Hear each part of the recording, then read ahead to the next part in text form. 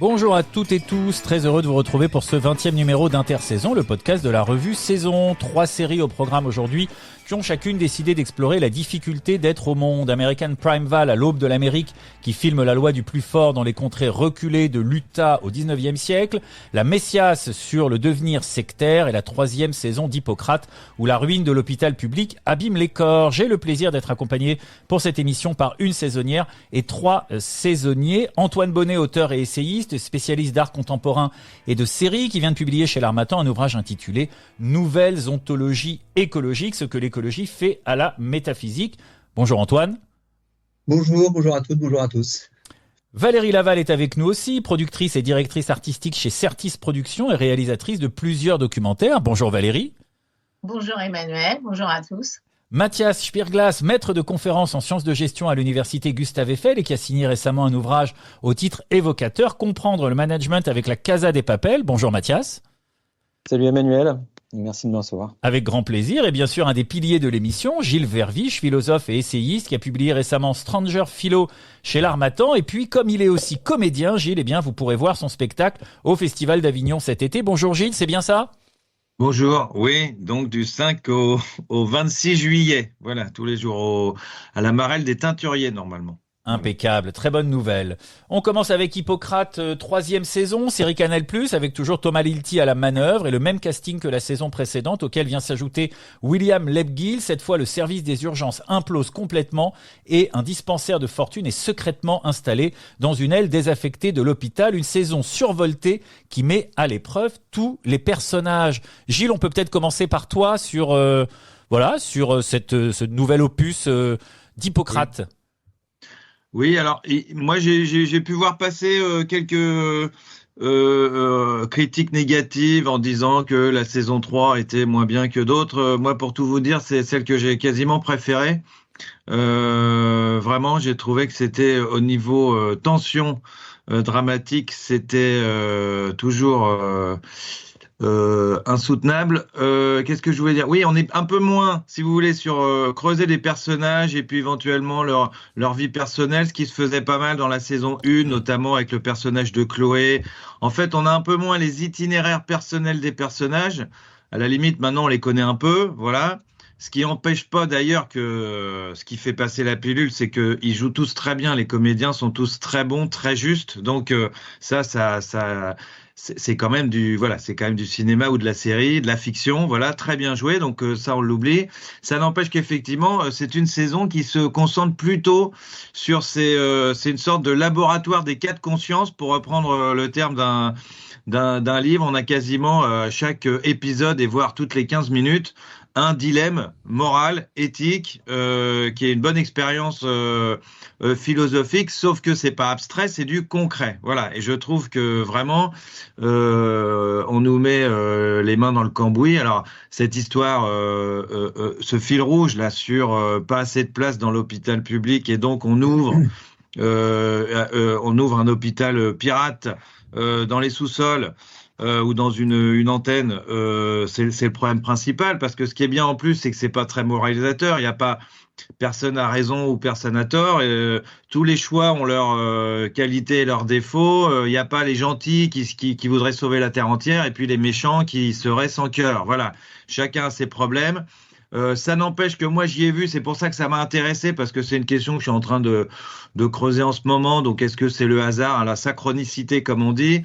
Un approfondissement de l'éthique du care, voilà, hein, c'est-à-dire il y a une scène notamment assez exemplaire quand on voit un patient un autiste, je crois, qui fait une crise un peu d'angoisse, et là la question c'est de savoir si le médecin homme qui veut absolument lui donner des médicaments est plus à même de le soigner que l'infirmière femme qui est plutôt sur le dialogue, voilà. Et donc là on est vraiment sur deux éthiques concurrentes.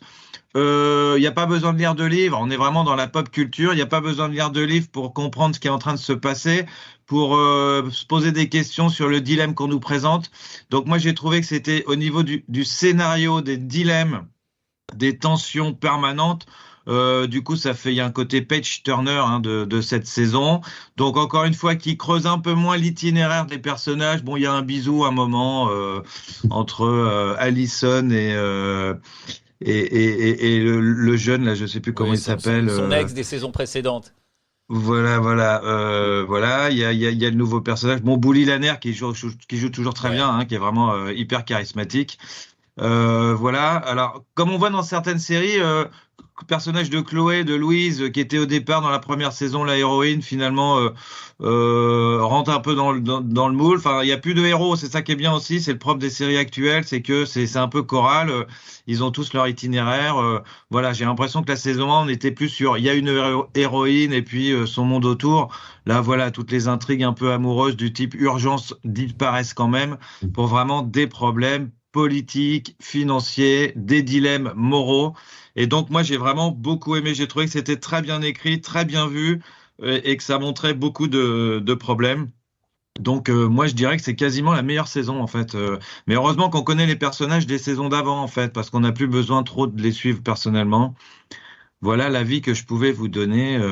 Voilà. Je crois qu'il s'appelle Hugo, le personnage. Hugo, ouais. Ouais, c'est ça. C'était C'est le Hugo. fils de Anne Consigny. C'est ça. Hein, c'est ça, Mm. voilà. Et donc voilà, typiquement, Wagner. lui aussi, il se retrouve avec des dilemmes entre sa mère qui est chef de service et puis lui, comment il va s'en détacher. Enfin, voilà. C'est vraiment, je vous dis, un laboratoire des cas de conscience permanent cette saison 3 et ça fonctionne très bien. Voilà. Mathias, toi, tu es entré par la question des ressources, de l'allocation des ressources, du manque de ressources, de l'épuisement des personnels, donc un œil aussi un peu professionnel. Il se trouve que la série examine ces questions-là et s'y confronte directement. Oui, oui, effectivement, cette troisième saison, elle montre vraiment le travail, ce que faisaient déjà les deux précédentes saisons, mais en même temps, là, on le montre vraiment avec effectivement ces dilemmes moraux, éthiques, qui n'arrêtent pas de traverser effectivement les décisions. Est-ce qu'on va soigner sur place? Est-ce qu'on va l'amener à l'hôpital? Est-ce qu'on a la place? Est-ce qu'on n'a pas la place? Est-ce qu'on a les ressources pour traiter de ces éléments-là? Donc, il y a constamment, en fait, un arbitrage à faire entre les ressources qui existent ou qui n'existent pas et les ressources aussi qu'on va créer dans cet hôpital désaffecté, enfin cette branche de l'hôpital désaffecté. Euh, en l'occurrence, enfin ça montre plein de choses et je pense qu'il y a dans cette troisième saison encore plus que dans les précédentes. On sent bien le post-Covid aussi de cet élément-là. Il y a une prise en compte de l'épuisement des soignants. Les soignants, on met en place des règles pour les protéger, qui sont censées pouvoir les protéger, et en même temps, ces règles, elles rentrent en contradiction avec les missions en fait de l'hôpital public et cette organisation à mission qui est de soigner n'importe qui a besoin d'être soigné, eh ben elle est vraiment pas tenable avec les ressources actuelles de l'hôpital. Moi, ce que je trouve aussi qu'il y a une belle densité dans cette troisième saison. Il y a déjà moins d'épisodes et chaque épisode est absolument unique et très concentré à la fois en termes d'émotion, d'action. Il y a vraiment beaucoup plus le travail, les corps au travail dans cet hôpital. Ça, c'est vraiment intéressant. Moi, je ferai un parallèle avec deux autres séries dans d'autres pays du monde. Par exemple, New Amsterdam, qui montre la vie dans un hôpital public aux États-Unis, à New York. It's Going to Hurt en Angleterre, où ces deux séries montrent en fait le même aspect de la contradiction qui peut exister entre les missions de l'hôpital public, que ça soit aux États-Unis ou en Angleterre, et ici avec Hippocrate en France. C'est super intéressant de voir ces contradictions s'exprimer. Alors, je vais peut-être employer il y a une sorte de philosophie gestionnaire qui est exprimée en fait dans Hippocrate, qui est oui, bah en fait. On va composer avec les règles parce que c'est pas le plus important, les règles. Ce qui est le plus important, c'est de soigner les gens. Voilà. Et donc c'est vraiment à mon sens une très très bonne série qui permet de mettre en perspective les problématiques de l'hôpital aujourd'hui. Ça a presque une visée documentaire, pour moi. Il me semble que c'est Thomas Lilté, on sent qu'il connaît son sujet depuis très longtemps et puis sur cette belle série. Je vous invite aussi à aller regarder le dossier qui est fait par Télérama sur plusieurs semaines sur la série et sur la fabrication de cette série qui a failli pas voir le jour en fait. Hein. Je signale aussi dans les séries médicales The Pitt qui est visible sur Amazon Prime. Alors c'est un épisode par semaine, donc il va falloir patienter parce que je crois qu'il y a plus de 10 épisodes, mais c'est c'est très puissant, c'est très bien mené. Et on suit une journée aux urgences dans un hôpital américain avec Noah Wyle qui jouait le docteur Carter dans Urgence, et donc chaque épisode correspond à 1 heure depuis le matin jusqu'à la fin d'après-midi. Et voilà, on retrouve des éléments communs, y compris d'ailleurs dans la manière de filmer le travail. Moi, ce qui m'a frappé, alors c'est peut-être question pour Gilles, mais aussi pour Mathias, mais quand on filme le travail, on filme des équipes, on filme des tensions, on filme des dialogues. Il y a même un moment où, voilà, enfin, ils s'affrontent. Ça peut être tendu, comme peuvent être tendues les relations de travail. En plus là, dans un univers hyper compliqué avec des gens qui sont en détresse et en souffrance quand ils arrivent. Bouli Lanners va d'ailleurs prendre à un moment la responsabilité. Voilà. Mais l'idée, c'est d'une action. L'idée, c'est vraiment de discuter collectivement des dilemmes éthiques. Gilles. Oui, c'est un peu ce que je disais. Alors, deux choses dans ce sens-là d'ailleurs. Quand Mathias rappelle que c'est presque un documentaire, il faut pas non plus faire fuir les gens. C'est-à-dire que effectivement, c'est comme je dis, on croirait un documentaire tellement c'est bien joué. Je trouve quand même que notamment Bouli Lanners et tous, ils jouent très très bien. Et voilà, il y a aussi ce plaisir, les regarder jouer. Moi, j'aime bien voir des gens jouer juste. Un documentaire, c'est pas striptease non plus. La série documentaire des années 80. Voilà, donc c'est quand même une œuvre de fiction jouée par des acteurs qui jouent très bien. Alice Belaïdi, elle est toujours impeccable. Enfin voilà, je veux dire, on a plaisir à le regarder. Et effectivement, l'avantage de la fiction, c'est que ça nous donne, comme tu dis, du concret sur des questions, des dilemmes qui sinon seraient très abstraits, poseraient comme ça de manière un peu comment dire, éthéré, pour reprendre un adjectif que j'arrive pas à trouver, mais voilà, ça donne un peu du concret, de la matière, du corporel et de la réalité. Alors du réalisme effectivement dans les dilemmes. Voilà, plutôt que de faire un dilemme du tramway très très abstrait, on nous donne des situations très concrètes où les uns discutent. Et comme je le disais, ceux qui ont l'air les plus exemplaires le sont pas toujours. Bouli Lanners, pour pas le spoiler, qui est toujours le chef on obéit aux ordres et aux règles. Quand c'est sa fille qui va pas bien, c'est quand même le premier à dire, dis donc, tu peux pas tu peux pas, voilà, c'est aussi des personnages, voilà. On est quand même dans la fiction, on est quand même dans des personnages qui ont une psychologie et qui vont aussi réagir selon cette psychologie. Donc c'est pas du tout abstrait et ça permet effectivement aux spectateurs, encore une fois, de pas se dire il y a une bonne réponse, il y a plutôt qu'est-ce que je ferais moi avec les conséquences que ça a. Je voulais rajouter aussi quand même dans le sens de ce que disait Mathias, qui doit s'y connaître bien mieux que moi.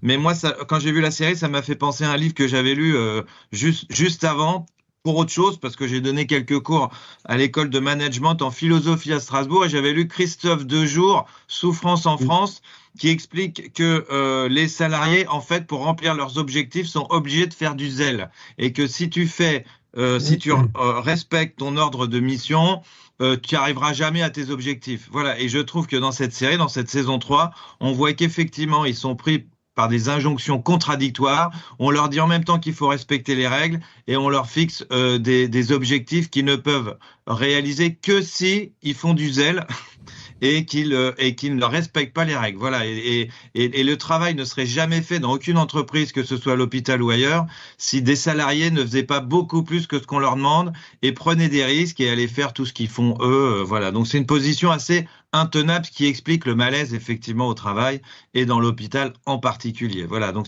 tout ça, c'est très bien montré, très bien vécu. On stresse toujours, on est toujours, voilà. Et donc quand un épisode se termine, évidemment, tu regardes le suivant. Voilà. Absolument. Mathias.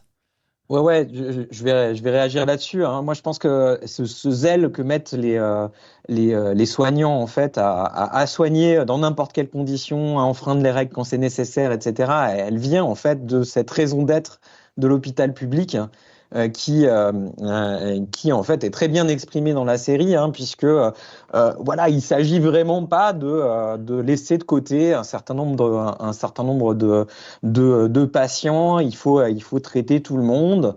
et trouver des solutions qui sont probablement voilà, en rupture avec les règles. D'ailleurs, ce qui est très intéressant, c'est que voilà, finalement, le personnage de Bouli Lanners, donc ce responsable de ces services des urgences, finit par venir vers en fait les solutions trouvées par les autres médecins du service.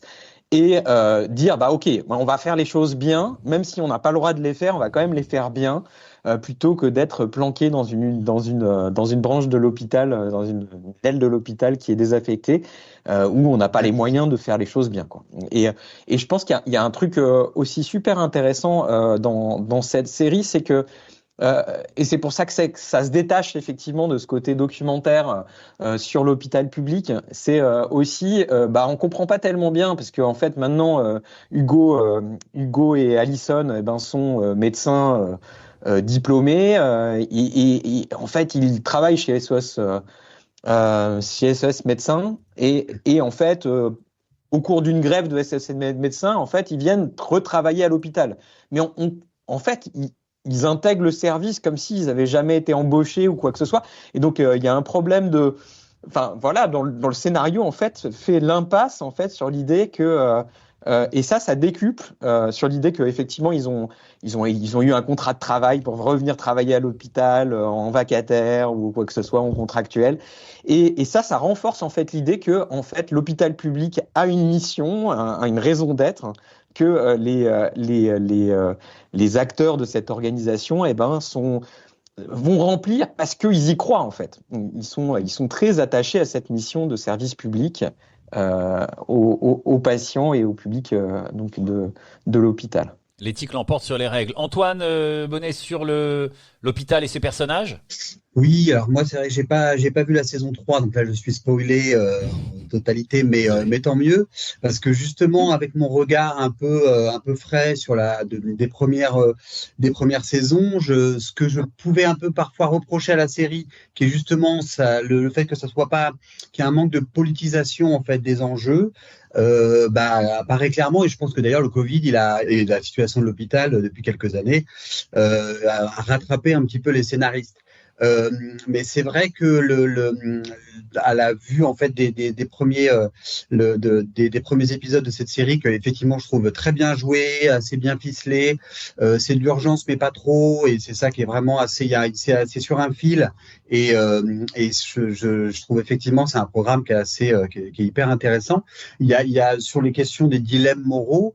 Il y a les dilemmes personnels, moraux personnels par rapport à des éthiques propres, mais il y a aussi une espèce de dilemmes moraux par rapport à la société la série nous interroge, notamment sur les questions de responsabilité aussi, la responsabilité alors il y a les responsabilités individuelles, et dans la première saison, alors peut-être vous en avez parlé auparavant, mais je trouve que c'est quelque chose qui est vraiment très intéressant, peut-être qu'on retrouve plus tard, parce que c'est déjà une série assez sociologique, dans le sens où elle nous parle de la société et pas simplement des dilemmes moraux psychologiques des différents personnages et intervenants. En ça, c'est hyper intéressant. Et il y a ce qu'on appelle le jeu du fou, alors le jeu du fou qui est en fait cette espèce de dilemme sur qui est responsable, qu'on connaît un peu quand on est c'est en droit, hein, ça c'est des choses dans le droit politique, hein, d'ailleurs, qui est souvent utilisé, c'est savoir qui est responsable. Alors le dilemme du fou, c'est une femme qui est violentée par son mari, elle se réfugie chez son amant, mais l'amant ne lui paye pas le taxi pour qu'elle rentre chez elle. Elle est obligée de rentrer, le commissariat est fermé, elle pourrait être protégée, elle traverse un pont et il y a un fou qui la tue. Qui est responsable en fait? Et on voit effectivement cet enchaînement qui est plutôt bien fait, qui est bien étiré dans les différents épisodes, puisque en fait on a, alors est-ce que c'est l'interne qui est responsable, mais en même temps il n'est pas responsable puisqu'il est interne, il apprend. Est-ce que c'est le chef de service, mais dans la première saison, et je pense que dans les saisons il est débordé, il peut pas être présent, et puis il y a, comme on enfreint les règles, est-ce qu'on est responsable si on enfreint les règles?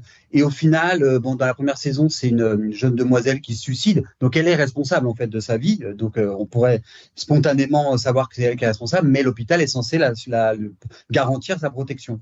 Et donc au final, j'ai l'impression que la série va sur ces espèces de dilemmes de jeu du fou sur la responsabilité. c'est l'institution, c'est l'État et c'est le grand absent en fait, c'est les gens les décideurs en fait, qui sont en fait peut-être responsables entre guillemets de tous les dilemmes moraux aussi et des conséquences. Voilà, c'est tout ce que je voulais ajouter. Merci beaucoup Valérie. Le mot de conclusion sur Hippocrate. Oui, je n'ai pas vu la série, mais pour boucler la boucle et vous faire rire, il se trouve que j'ai fait un film pour la série Striptease aux urgences de l'hôpital Saint-Antoine. Et mon angle de vue était les rapports entre le chef de service, qui était un peu un type à la Philippe Noiret, et une des infirmières qui était une jeune beurette. Voilà. Et je peux vous dire que moi, j'ai vu de Pete pour l'instant, les premiers épisodes, c'est très, très proche de la réalité. Bon, donc on retombe sur la question documentaire et fiction. On va passer à la deuxième série qui nous intéresse aujourd'hui, American Prime Val, à l'aube de l'Amérique, mini-série américaine de Mark L. Smith, à qui l'on devait le scénario de The Revenant. C'est distribué sur Netflix, série chorale qui revient sur un épisode méconnu en France dit de la guerre de l'Utah, qui voit s'affronter des colons mormons et les troupes du gouvernement fédéral, tandis que les tribus indiennes sont menacées et chassées de leurs terres. Le tout avec caméra à épaule et couleurs désaturées. Ça se passe en 1857 et on suit un peu plus particulièrement le périple d'une mère et de son fils. Valérie, en préparant l'émission, en regardant la série, d'abord je me suis dit c'est l'aube de l'Amérique, c'est un peu l'aube de l'humanité parce qu'on croirait que c'est la préhistoire. Toi, ta lecture, c'est de dire bon, c'est le Moyen-Âge. Les Américains ont eu un Moyen-Âge et c'est ce moment-là, c'est-à-dire c'est ce moment de la frontière. On n'est pas exactement dans cow-boy et indien. C'est pas le Far West qu'on connaît, mais c'est quand même le Far West un peu différent. Donc là, il y a l'idée que l'Amérique se retourne sur un passé quasi médiéval. Valérie. Oui, enfin, ils assument. Ça fait un certain nombre de films qu'ils assument. Moi, ça m'a tout de suite fait penser à Hostile de Scott Cooper, avec Christian Bale et Rosamund Pike. Il est sorti en 2017 exactement.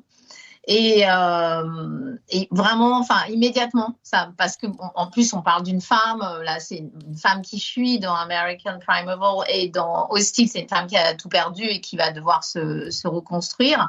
Mais dans tous les cas, ce sont des femmes qui sont obligées de se relever après être tombées et d'avancer dans cet environnement excessivement hostile et traité dans la série American Primeval comme quelque chose de brut. C'est raw, il dirait en anglais. Vraiment, c'est cru et c'est d'entrée de jeu indiqué. C'est ça qui est fort. C'est là, j'ai revu le début du premier épisode et je me suis dit c'est incroyable, j'avais oublié, c'est-à-dire que tout est dit, c'est un territoire sauvage et indompté et il est clairement dit quelles sont les forces en présence et comment en fait elles vont s'affronter, se confronter, et c'est clairement dit, ils sont coincés dans une guerre brutale pour la survie avec des tirs croisés sanglants, caught in bloody crossfire.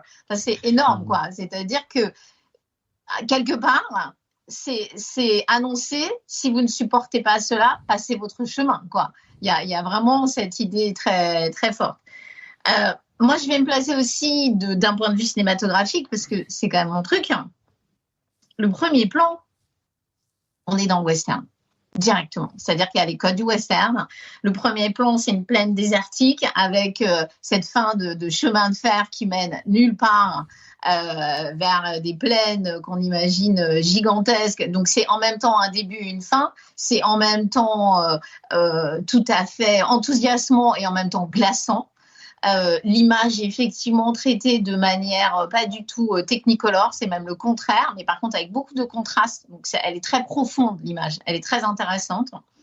Et le deuxième plan, c'est elle, notre personnage principal, cette fameuse Sarah, qui est filmée en contre-plongée, en train de scruter en fait autour d'elle et inquiète. On sent que voilà, il y a quelque chose qui ne va pas, on sent que ce personnage est déjà en équilibre et en train de se rattraper à ce qu'elle peut, mais on la sent fermée, autoritaire, et au début, on pense même que c'est pas forcément quelqu'un de sympa, c'est pas forcément un personnage sympa en fait.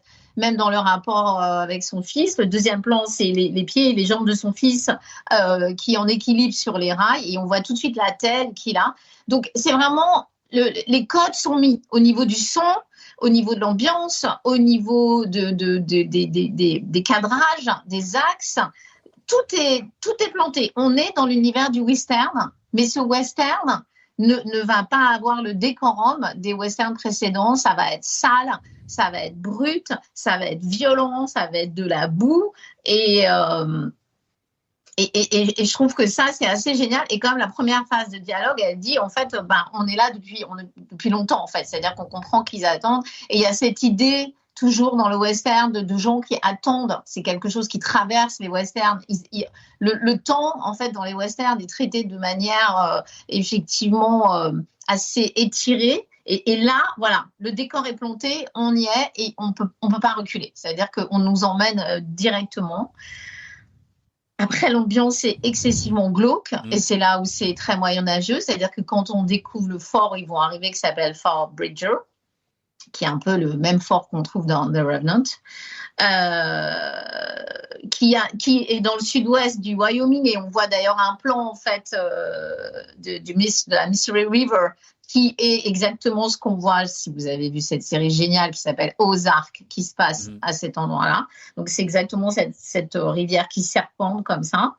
Et en fait, le décor est planté, c'est-à-dire qu'on est dans une lumière blafarde, c'est misérable, la mort, la maladie rôde, la désespérance, la solitude.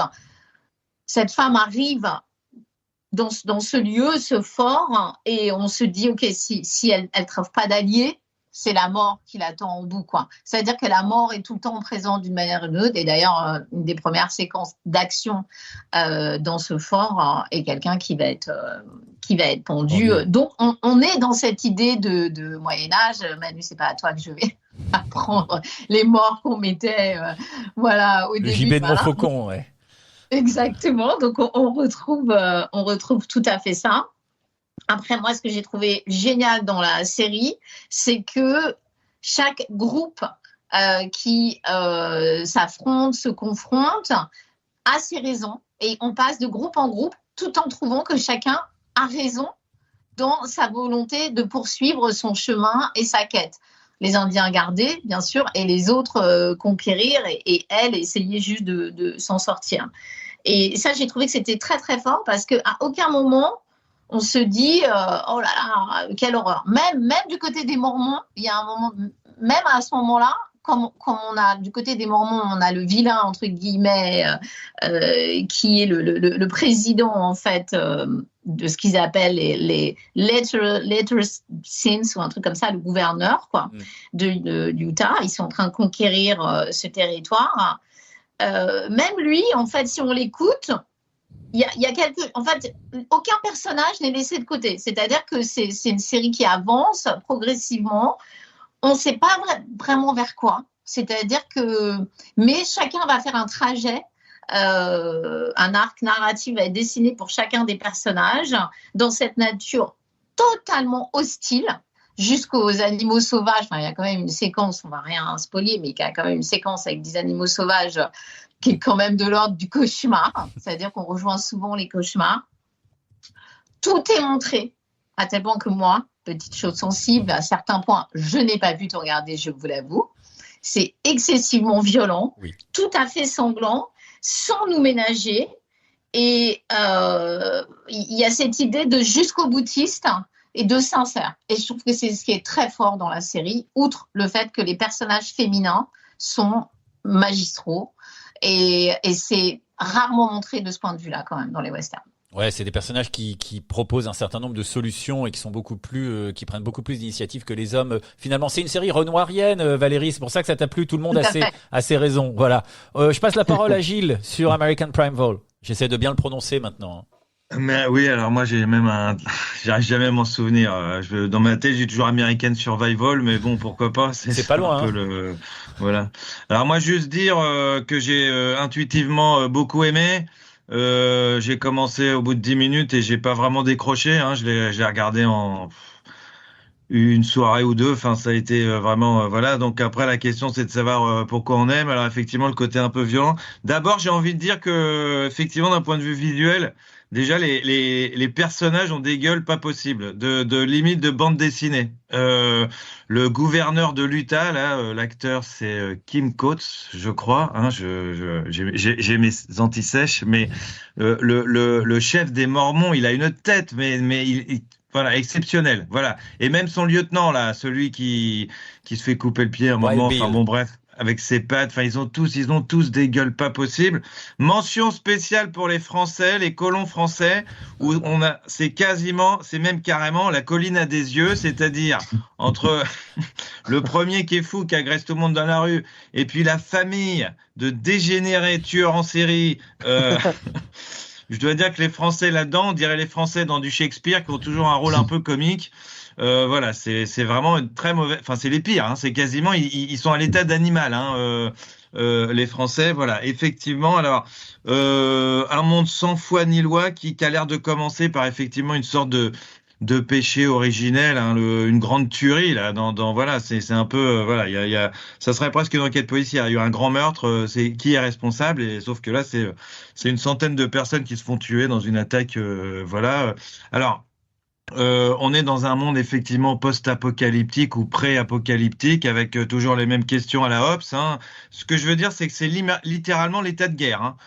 L'état de guerre décrit par Hobbes, qui dit l'état de guerre, c'est pas le combat effectif, mais c'est un sentiment perpétuel d'insécurité. Et là, tu peux pas faire 1 mètre sans te demander si tu vas pas te faire tirer par un sniper qui soit indien, cow-boy, mormon ou une bête. Enfin voilà, on a l'impression, je veux dire, l'espérance de vie, elle est de 5 minutes, hein, quand même. Mais c'est ce que dit Hobbes, hein, la vie est brève à l'état de nature. Ah ouais. C'est exactement ce que dit Hobbes, hein, la vie est brève. Et voilà, et c'est pour ça que dans ce sens, c'est du Game of Thrones puissance 3000, puisque tu dis qu'à chaque pas, n'importe qui peut se faire tuer. Voilà. Et donc c'est vraiment, voilà, c'est un monde sans foi ni loi, parce que justement ce fameux fort et son shérif, qu'il a construit de ses mains, qui pourrait apparaître comme étant la loi, se retrouve lui-même soumis à l'autorité pas du tout légitime du gouverneur mormon. Enfin, personne représente, si tu veux, dans cette série. Personne ne représente une autorité légitime. Enfin voilà, on n'est que dans une guerre de factions. Voilà. Ce qui est bien aussi, c'est que voilà, on retrouve. Moi, pour tout vous dire, c'est quand j'avais 18 ans en 1992 que j'ai appris que les Indiens n'étaient pas les méchants. Et donc parce que voilà, j'avais vu Danse avec les loups. Voilà, parce que moi, ma grand-mère, j'avais été élevé à la dernière séance où on avait tous les westerns.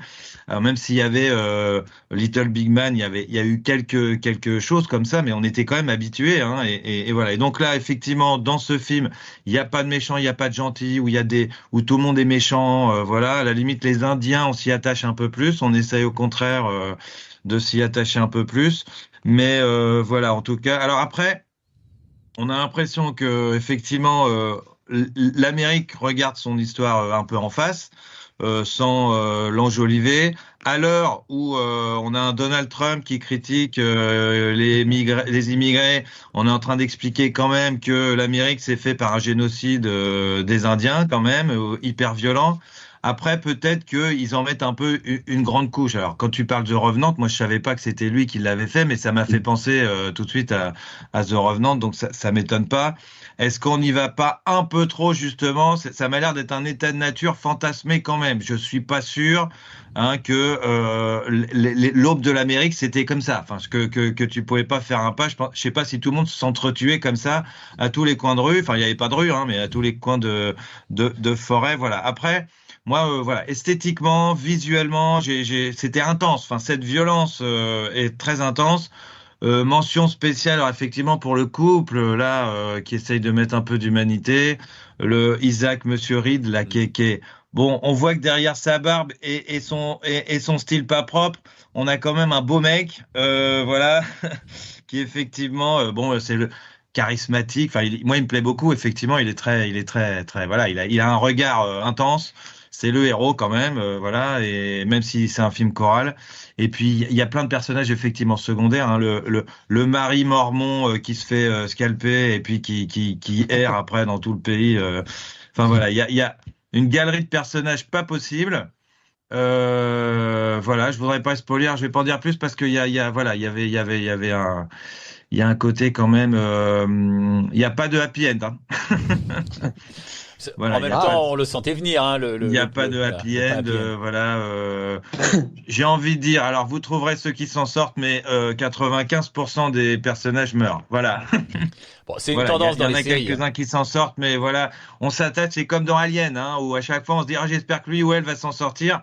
Alors je vous annonce qu'il y en a très très peu qui s'en sortent et c'est pas forcément ceux auxquels on s'attend. Donc ce sera le suspense. Voilà. Bon, on se demande même comment l'Amérique a pu être fondée avec aussi peu de civilisation. Alors c'est peut-être un peu aussi le défaut, ce que tu disais, hein, Gilles, voilà, à l'instant, peut-être un peu le défaut aussi de cette série, c'est-à-dire des formes de violence, peut-être une certaine complaisance à l'égard de la violence et de personnages.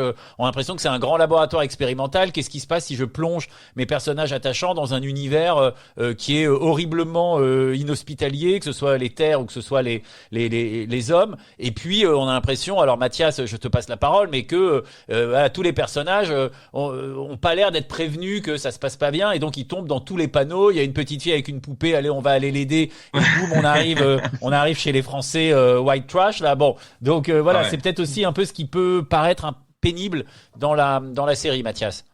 Ouais, exactement. Moi, je trouve que le scénario est assez faible dans son déroulé, parce que, en gros, c'est à la fois une histoire de vengeance, à la fois une histoire de pouvoir.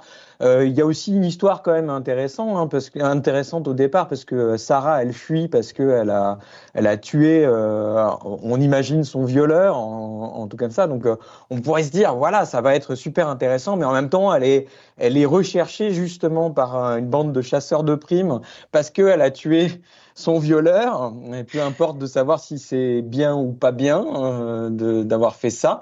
Donc c'est un road trip super attendu, moi je trouve. Et puis alors ce qui est rigolo, ce qui est assez presque désarmant au sens propre du terme, c'est-à-dire que à chaque fois Sarah justement elle fait des actions en fait qui vont la mettre dans le caca, quoi. Enfin, voilà, il y a de la boue partout dans cette série. C'est tout gris, etc. Et à chaque fois, donc, elle dit, bon, je vais aller aider, justement, cette petite fille qui a l'air perdue, machin. Et Isaac Reed, qui est son guide, à ce moment-là, lui dit, non, mais en fait, n'y va pas. Et elle l'écoute jamais. Elle fait toujours il lui dit toujours de pas le faire. Et au bout d'un moment, on dit, il faudrait qu'il la lâche parce que au bout de la 10e fois où elle a fait justement ce qu'il lui avait dit de pas faire et que ça les met dans la mouise, il est bien gentil de revenir, hein, quand même. Hein, On est bien d'accord. Et donc moi, je trouve que c'est à la fois, mais en même temps, c'est cousu de fil blanc parce qu'en fait, tu le vois arriver à 150 km, le fait que en fait, ça va être un piège, etc. Enfin, moi, j'ai absolument pas été étonné. J'ai trouvé, contrairement à ce que tu disais, que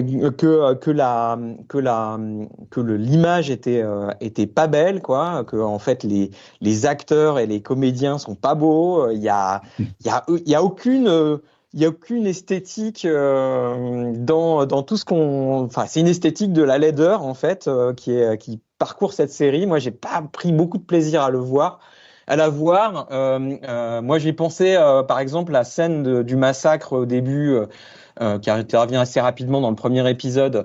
Moi, ça m'a fait penser à la scène de bataille quand ils sortent des tranchées dans 1917 de Sam Mendes, mais pas du tout avec cette maestria de tenue de la caméra. On sent bien, et en fait, c'est complètement extravagant parce qu'en fait, globalement.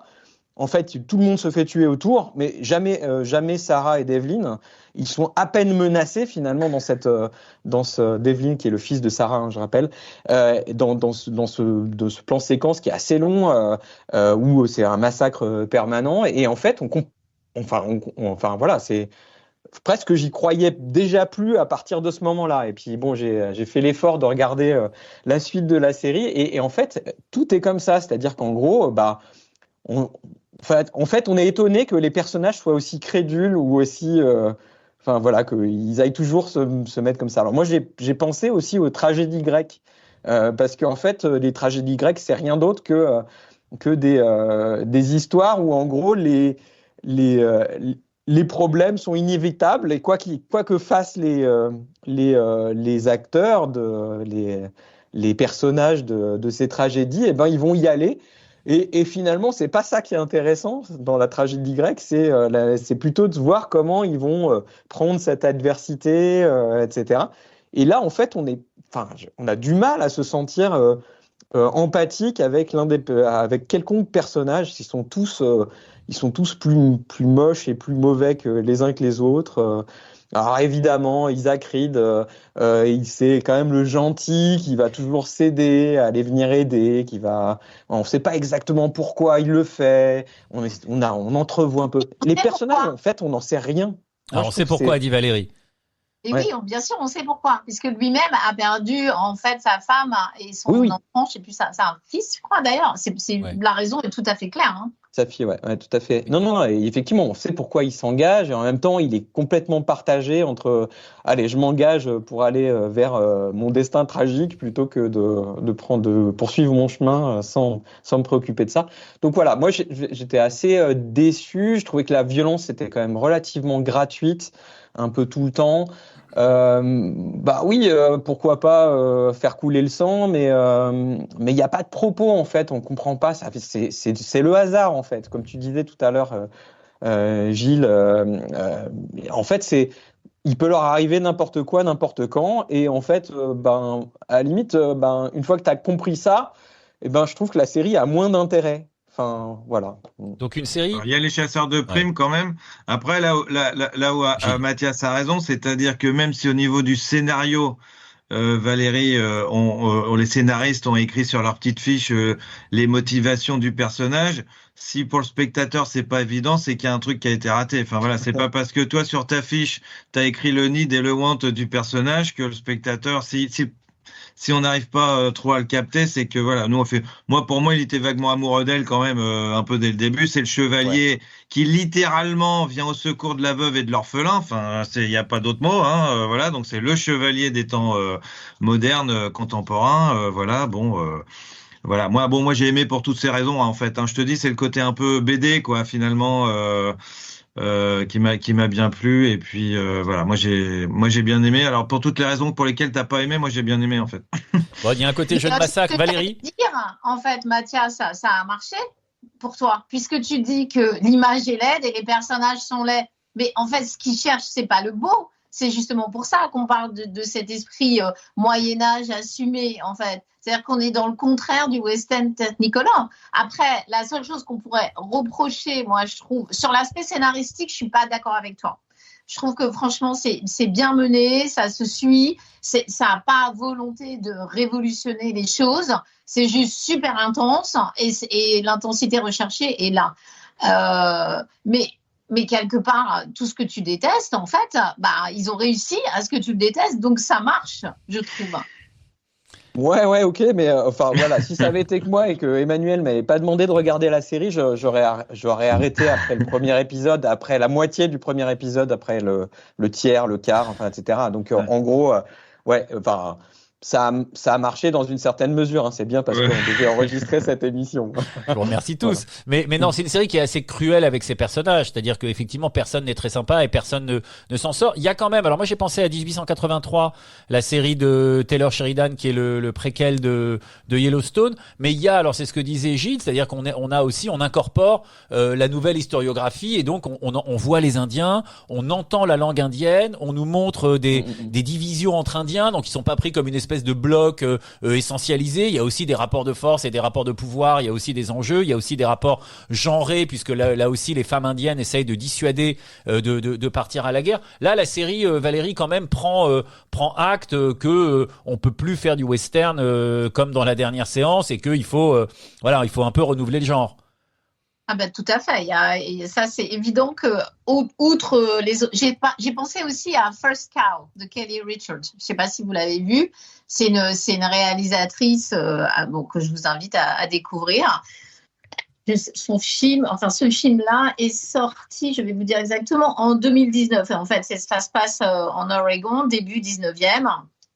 Et en fait, il y a cette idée de justement d'assumer cette part de l'histoire qui n'est pas glorieuse, pour les Américains, qui est tragique, qui est misérabiliste, qui est glauque. Les gens n'avaient pas de moyens, les gens faisaient avec ce qu'ils pouvaient, comme ils pouvaient, dans un environnement qui découvrait au fur et à mesure. Et il y a vraiment cette idée d'aller fouiller en fait dans ce passé et de dire bon maintenant ça suffit quoi. Voilà. Mathias, peut-être un mot sur, on voit beaucoup de groupes de personnages. Il y a les Mormons, hein. L'Utah, c'est un État mormon. La série est fondée sur des faits réels, donc tout ça, voilà, la ville fondatrice est Salt Lake City. Donc on voit les Indiens, effectivement. Voilà, Valérie vient de le développer. Peut-être un mot sur les Mormons, Mathias. Ouais, effectivement. Alors, on n'en apprend pas grand-chose sur ce que sont les Mormons dans cette série. C'est-à-dire que globalement, on pourrait en apprendre. En tout cas, ça donne de la curiosité sur cette mouvance religieuse.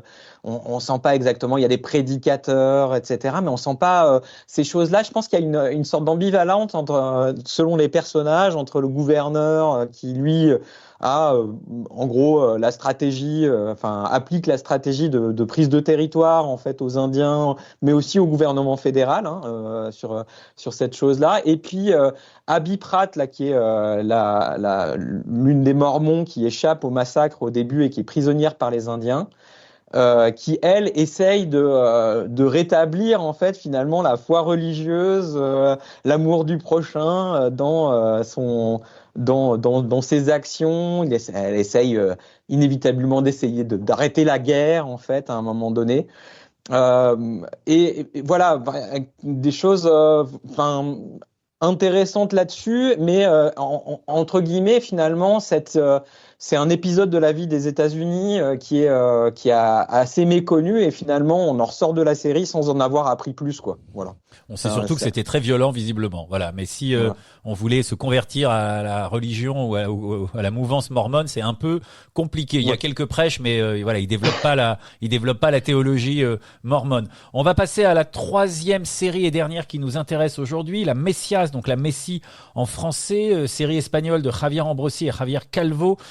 Qui sont les deux auteurs de plusieurs fictions à succès en Espagne. C'est disponible sur arte.tv, donc un récit labyrinthique, notamment au début sur 4 périodes de temps, où on va suivre un frère et une sœur passablement perturbés, Enrique et Irène, et surtout leur mère, femme volage haute en couleur, qui va ensuite vivre recluse avec un homme religieux, qui va avoir plein de filles, et puis qui va commencer à converser avec Dieu, et à partir de là, voilà, quelque chose part entre tous ces personnages. Antoine, tu as consacré un article à cette série sur saison.media, article qui s'intitule La Messias, une histoire de liens, à commencer évidemment par les liens entre Montserrat, la mère, et ses 2 enfants, parce que c'est quand même s'il y a plein de choses qui se passent autour et plein de personnages, c'est quand même ce lien-là, ce lien nucléaire qui est filmé dès le début et qui est exploré sur l'ensemble de la saison. Tout à fait, oui, c'est vrai que je suis parti sur cet angle par rapport à cette série que j'ai vraiment beaucoup aimé, que j'ai trouvé assez marquante, puis elle avait vraiment, elle a fait parler d'elle, elle date il y a quelques mois maintenant, parce que c'était vers octobre-novembre. Effectivement, j'ai pris cette entrée du rapport au lien, parce que bon, déjà la série commence tout de suite au bout de quelques minutes sur un lien qui se rompt entre Montserrat, donc l'héroïne quelque part de la série et le père de ses enfants. Donc elle quitte le père rapidement, de manière assez brutale d'ailleurs. Campe très bien d'ailleurs cette scène, je trouve qu'elle campe très bien toute la série, parce que on voit une espèce de femme forte et en même temps qui est jusque-boutiste. Elle se retourne pas. Son fils, d'ailleurs, Henrik, se retourne à ce moment-là vers son père, parce qu'elle emmène quand même ses 2 enfants, qui est en train de rompre un autre lien, parce qu'il y a le lien du couple, mais le lien aussi entre le père et ses 2 enfants. D'ailleurs, Irène, elle ne se retourne pas en fait, et elle aussi, on voit, il y a quasiment tout est dans cette première, enfin c'est pas exactement la première scène, mais c'est une des premières séquences importantes de la série. Et j'ai adoré cette lente descente vers la radicalisation, vers le sectarisme, qui est très bien, je trouve, décrit au scalpel, assez original. qui est d'ailleurs beaucoup plus, qui nous parle de la radicalisation du sectarisme de manière très générale, hein, non pas que sur la dérive sectaire religieuse, hein, parce que il y a un parallèle aussi avec une secte qui attend en fait les extraterrestres aussi, et donc qui ouvre un petit peu le champ, et je trouve que c'est très bien vu dans l'histoire, dans le scénario, parce que sinon on pourrait très camper vraiment sur la dérive sectaire catholique, et l'idée c'est d'ouvrir vraiment à toute dérive sectaire qui est assez lente. L'originalité de la série, je trouve, elle est dans justement l'espèce de switch qui se fait dans le sens où, comme tu disais, Emmanuel, Montse va tomber un petit peu dans les griffes de Pep, qui est vraiment un rigoriste religieux, qui la sauve quelque part, hein, parce qu'elle partait complètement... elle avait une vie vraiment totalement débridée, qu'elle maîtrisait plus du tout, responsable de ses 2 enfants, tout ça. Donc, elle, entre guillemets, il la sauve. Mais finalement, c'est elle qui devient le gourou, hein, pour vraiment raconter, spoiler un petit peu la série. C'est elle qui devient le gourou. Et donc, finalement, on pourrait rentrer dans un schéma assez classique de domination et d'emprise de l'homme religieux qui va faire une emprise sur une femme et qui va l'intégrer dans sa propre secte, hein, dans sa propre radicalité. Et finalement, en fait, c'est elle qui communique avec Dieu, c'est elle qui... Et d'ailleurs, au fur et à mesure de la série, lui, son personnage, le personnage du père, Pep, s'efface, en fait, au fur et à mesure, pour lui laisser la place, puisque c'est elle, en fait. Et depuis le départ, elle dit, on lui quelque part, on lui donne une mission, elle sent qu'elle a une mission, elle le dit, et tout est assez bien, assez bien écrit, et vraiment, on va dans les profondeurs, c'est vraiment, on va dans les tréfonds de la secte, puisque cette famille est complètement reclue, elle est recherchée par les services sociaux, elle réussit à fuir en permanence, et je trouve que ce premier switch, finalement, que le gourou n'est pas celui qu'on croit réellement, c'est celui qui a une mission, alors c'est celui, il y a un psychologue qui s'appelle Bernard Chouvier qui disait que dans le sectarisme, il faut une carence narcissique pour être le gourou. Il faut une carence. Et finalement, peut-être que Pep, lui, ne l'a pas, cette carence. Il sent cette carence, il sent que c'est elle qui peut être le gourou. C'est elle qui peut avoir ce côté un petit peu, peut-être psychotique, un petit peu d'entendre des voix, que lui n'a pas, puisque lui, c'est un religieux. Il y a un autre personnage qui est intéressant, c'est la sœur de Pep aussi, qui est très intéressante, qui, elle, est la religieuse classique, enfin, finalement. Et la secte lui échappe, en fait. La secte lui échappe, et on voit la dérive sectaire qui se met en place. Alors, ce qui est assez intéressant, c'est que c'est basé sur plusieurs histoires vraies, hein, cette série, d'un groupe espagnol, Los Maria, moi aussi j'ai mes petites notes, qui est un groupe, je crois, des années 80, parce que, en fait, dans la série, les filles, que nous parlait Emmanuel, qui vont arriver après, vont créer un groupe de musique religieuse, et qui vont faire le buzz total. Ça va être le groupe à la mode. Et il y a eu déjà aussi The Shags, qui est un groupe de la fin des années 60 américain, qui est, voilà, on retrouve ça, et je trouve ça intéressant. Pour conclure, moi je trouve que c'est une série qui me montre que la dérive sectaire fait partie du système dans lequel on évolue. Et c'est pas une partie qui est en opposé, c'est pas une alternative A, mais ça fait partie, c'est quelque chose qui est généré par le système dans lequel la famille évolue, avec différentes, justement, doubles injonctions, l'émancipation, le côté un peu la mission, et en même temps aussi des contraintes morales. Et il y a ces deux choses qui se télescopent, et qui fait qu'en fait cette femme va partir complètement dans le sectarisme. Donc le sectarisme est le miroir inversé de la société dans laquelle on est, et en même temps il est son complément. On le voit bien vraiment à la fin de cette série, qu'on voit. Et d'ailleurs le fait qu'il fasse le buzz par Internet est très drôle, parce que en fait Internet permet en fait à des dérives sectaires de se populariser, avec un rapport, avec un lien qui est, voilà, il y a un lien qui est très fort dans la secte, et puis en même temps aussi un lien avec le monde, un lien avec Dieu, avec la religion qui relie les gens. Et donc, on va dire que la dérive sectaire est un pur produit de la société actuelle. Alors Montserrat fait son thème astral à un moment, on lui dit qu'elle est née le même jour que Madonna, et qu'elle va pouvoir peut-être avoir un destin de star. Alors Valérie Montserrat, elle devient la Madone de sa propre famille. C'est une figure de mère absolument incroyable. Enfin, on peut penser à Almodovar. Il y a une figure assez étonnante quand même.